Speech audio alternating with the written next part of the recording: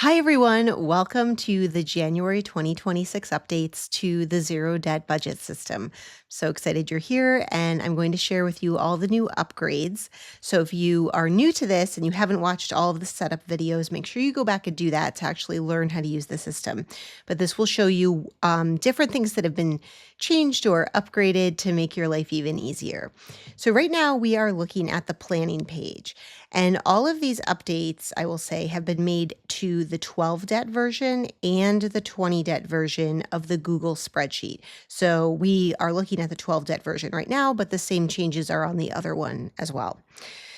So the first thing, of course, is we enter our expected monthly income, enter our credit cards, loans, and our budget categories. All of that is the same. And so if you are copying over from previous months and everything, this first one going into January should be pretty seamless because this is all basically the same.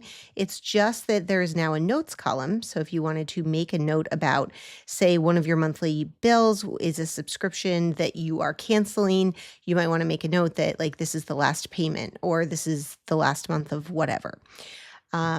So everything else looks basically the same.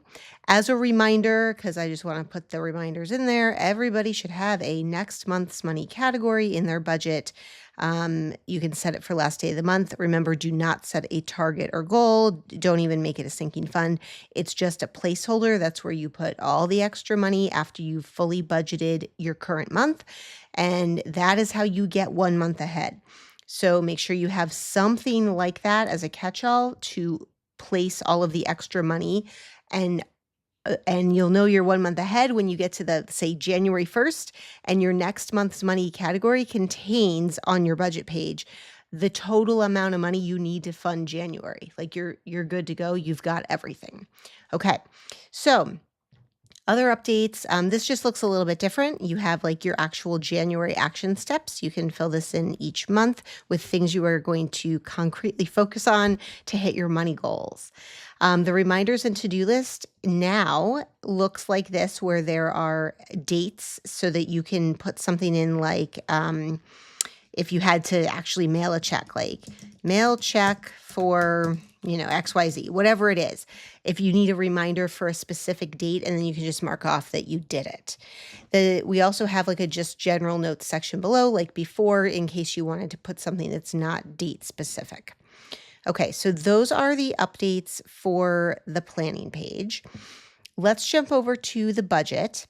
And I filled some things in. As you can see, this is like a really skeletal budget, no emojis, nothing fun, not even really enough categories. I'm just showing you how this is functioning. A new exciting update that some of you will be super happy about, some people probably not even care at all, is that we now have 12 slots for budget accounts. So like checking and savings accounts. So we had 8 before in both spreadsheets. Now there are 12. So if you wanted to add extra things, like if you've got if you've got a flex spending account at work, where, they withdraw money from your paycheck before you even see the money, but then you can spend it on certain like medical things or childcare or whatever it is. You could log those and track that spending the same way you would with any of your other accounts. Okay. Let's see. So everything else looks basically the same. Just so you know, there is now a total here for all of your available to spend. Previously, like all these other things were totaled, but this was not listed as a total. So now that is, I know that was a request. And as we scroll down, we've got to go way down here. This is not something you'll be using every single day, so I put it down here. We now have a section, 2 sections that work with the tracking accounts page. So this is now linked. Previously, the tracking accounts was just kind of like it sits on its own. You just like update it. Now there is a lot more like you do something on one page and it happens on the other, just like all the other things in this budget. So I'm going to show you how this works, but basically this section is where you'll log any transaction where you've made an investment or a payment to any of the accounts that are listed on your tracking page. And this would be a transfer from a tracking account to a budget account. So I'm kind of imagining that this won't happen as often, but like let's say you were withdrawing money from something that you were listing on your tracking page, whether you were withdrawing from a Roth IRA or withdrawing from some type of investment.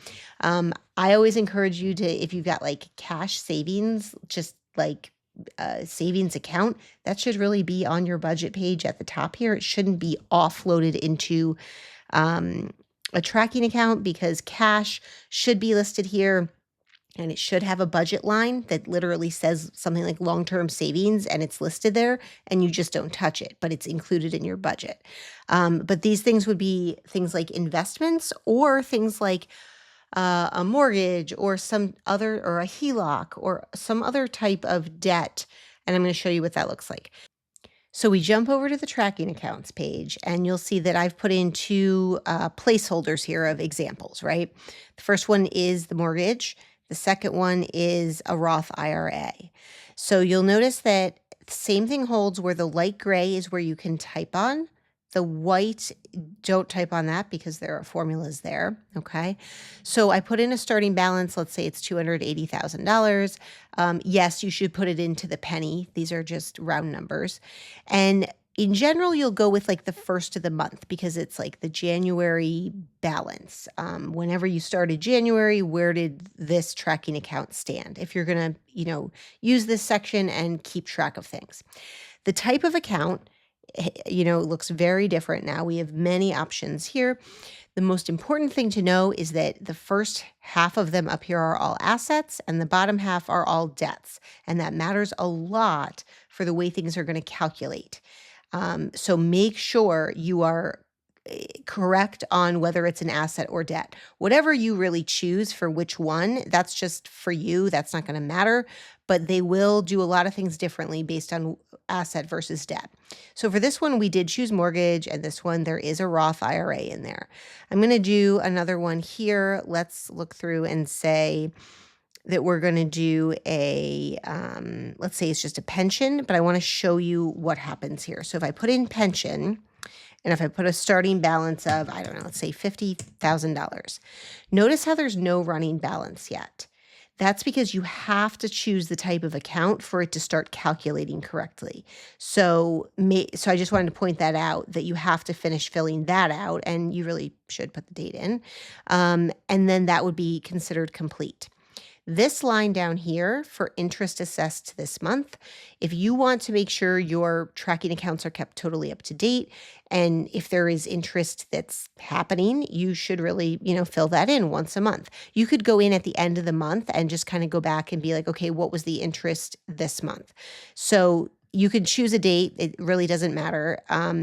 But let's say this was like $50 of interest that you earned, right? There's three types. Two of them are for assets and one is for debts. So interest earned, great. And it's going to tack that onto your running balance, because now you have an extra $50.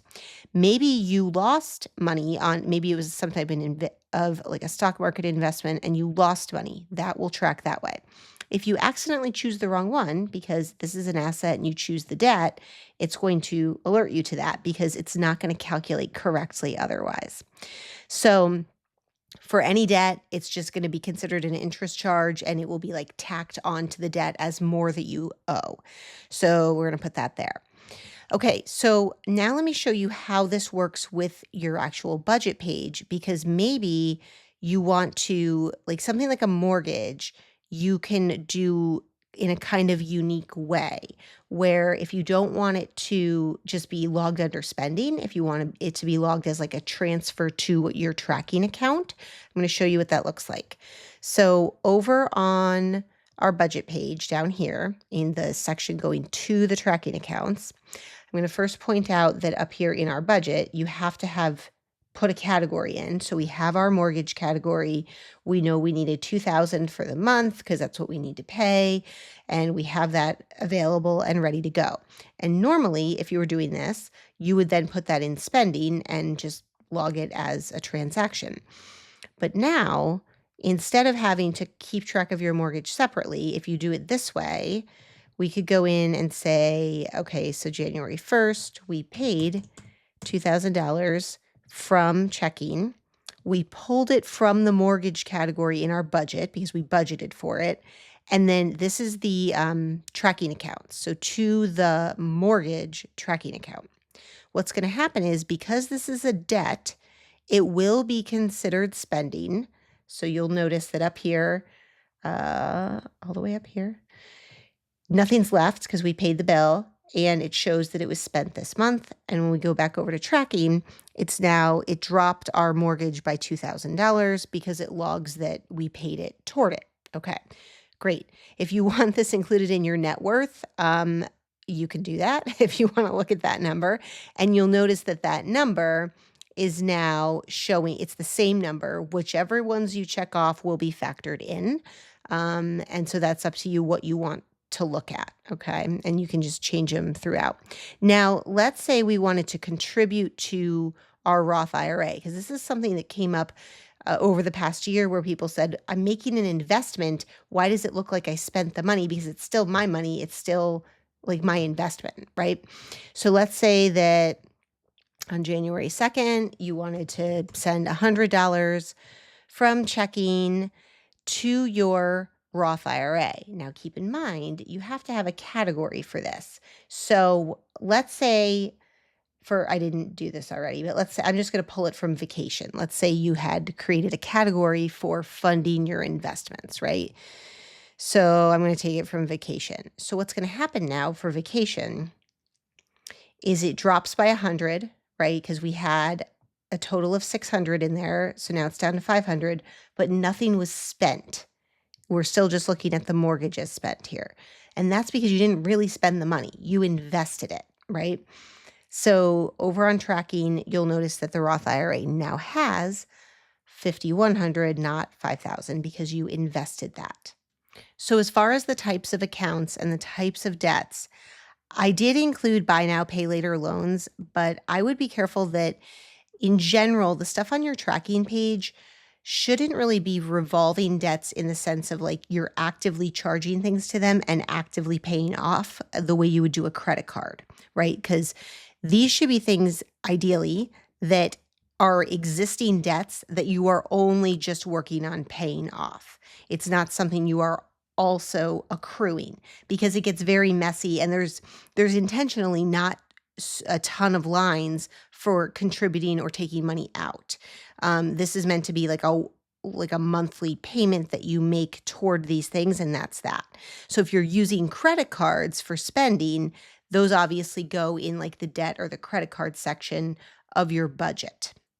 All right, so now let's jump over to the spending tab. This is new as of January 2026, and I know there have been requests for being able to see how much see your transactions for a specific category over time. And to see it over time is kind of complicated because if anybody changes anything by like one character across months, it's not going to track consistently or the location on your budget spreadsheet. So this is kind of a compromise where there are 6 of these sections here and they all look the same. And the only thing you can change on this page is this drop down. Nothing else is editable. And it's simply a way for you to kind of cross-check or pull up data real quick on what have I spent from a specific category this month. So if I already went in and I put in 2 grocery transactions just for an example.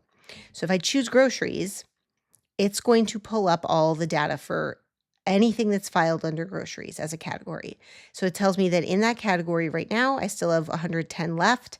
I've spent 215. Everything that was assigned, including the rollover, this was what has been available this month. Now, if I had to like cover another category using the yellow section, I think, right? Or if I've had to cover groceries because I overspent it, the net of covering would show up here. Because if you're looking at this and you're like, well, that's weird. I spent more than I assigned this month. What's the difference? It was probably covered from another category and you would see that amount here. So this is just data that's showing you, right? And so if I go look at the mortgage, it's showing that there is nothing actually spent because remember that was not logged under the spending section. And so we don't actually have anything else listed here. It's all just going to show up with nothing.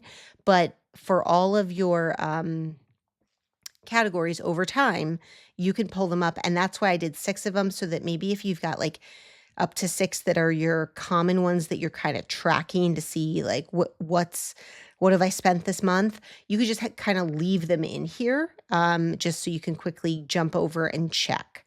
And obviously you can change them at any time. I'm now going to scroll down to the end of our list of accounts. And I will point out now, this is a very, very important one, that I had previously told you that you could change the names of your bank and debt tabs because like these names didn't matter.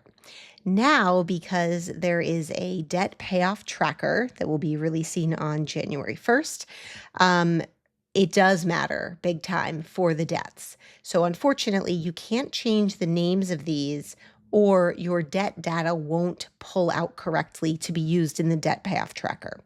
So the banks are fine. You can change those. But your debts, it's very important that the name right on this tab stays the way it is. Now, when you click on them, obviously you see the name up here of whatever you've put on your planning page. It's going to pull all that data. But I'm going to show you this month-end review. We don't even need the year-end review tab anymore because all the data will be pulled for each month, and you will have a way of putting that together each month with a quick copy paste. So this is all the same, but we do have enough lines here for all of your 12 checking and savings accounts. So the rollover process is all the same. But this section is what you will see instructions for going forward from January 1st for filling in your debt payoff tracker. And all you'll do is like literally highlight those, copy them, and then you will paste those into the January, because we're in January, you would paste these into the January 2026 tab on the debt payoff tracker. And it's going to auto-populate all of your data for, interest charges for the month and, current balance and all that stuff. And when I say interest charges, this is a quick refresher for everybody. Remember that if you want to keep track of your credit card balances exactly, you would put in like city interest charge, right? And you would say it came in on, let's say it was January 16th, and let's say it was $35, and you choose interest charges. It is always going to show up for you. It's embedded in white text. It's hidden. So it shows up for everybody. You choose interest charges, and then you would choose the account it was charged to, the city credit card. And so that's important, that if you want this to remain exact to the penny, you are putting in exact to the penny, whatever interest charges came through. The reason it's hidden is that you're not required to fund it or cover the cost. It's not pulling from anywhere. It's just being tacked onto your debt to keep the balance correct. So now you can see interest charges is pulling correctly, and it's included in new spending with the interest, but not new spending minus the interest. So this data will all be pulled in to run the formulas to create your debt payoff plan. So just keep that in mind, that you might want to keep that up to date this year, so that you can, easily see everything to the penny. Now, finally, I want to review with you how to reconcile your accounts, because I think this often goes overlooked, or, a lot of people think they're well on their way, and then they totally forget that there's a reconciliation process for your accounts. And this is how you make sure that your budget actually matches your bank account and that you can trust your budget. So there's a reason all of these are in like an obnoxious number of tabs here. And that's because this process wouldn't be possible otherwise. Like, it would be too overwhelming. So this is for our bank account number 1, which is our checking. It's telling us that our cleared balance as of right now is $2,500, and our running account balance is this. So what that means is, this was our starting balance. We haven't gone through and cleared anything yet. So this is what our bank account said when we started the month. But now we've done some spending. So when we factor that in, we know that this is really what's left. Your primary objective is to make sure that this cleared balance always matches your bank account, whatever your bank app says when you log in. So if you log in right now and you're like, oh, well, it's no longer this, it was this on the 1st, but it's not this anymore, you need to make sure you are clearing transactions as they clear the bank. So let's say that the stuff from the 1st, right, the mortgage, okay, that cleared. Okay, So now my checking account should say $500. Okay, my paycheck cleared as well from the 8th. Let's say, we're getting to the point where everything has cleared. And so you're going through and you're checking, and if every transaction so far is cleared, your running account balance would match your cleared balance in your budget, and the cleared balance would match the balance in your checking account, right? So let's say that, for example, this transfer from the vacation fund, that was actually like our investment, right? Let's say that hasn't gone through yet. So we've got $100 that's not cleared yet. This should be what your bank account says, but it's really this because you know that that is going to come out eventually. So as you start 2026, or as you start your budget, depending on when you are seeing this, all this information is all these super important things to keep in mind to keep everything completely up to date so that this all syncs seamlessly with your debt payoff tracker and your debt payoff plan. All right, as a reminder, make sure you watch the setup videos and all of like the FAQ videos in the Thinkific portal for our course with all the information, because that will help answer your questions. And if you have any success stories that you haven't shared with me yet, I love getting emails where people tell me like I've paid off this much debt or this has changed everything about the way I budget. So if you have any success stories or you want to share your wins, I would love to hear them and to cheer you on. All right, see you later.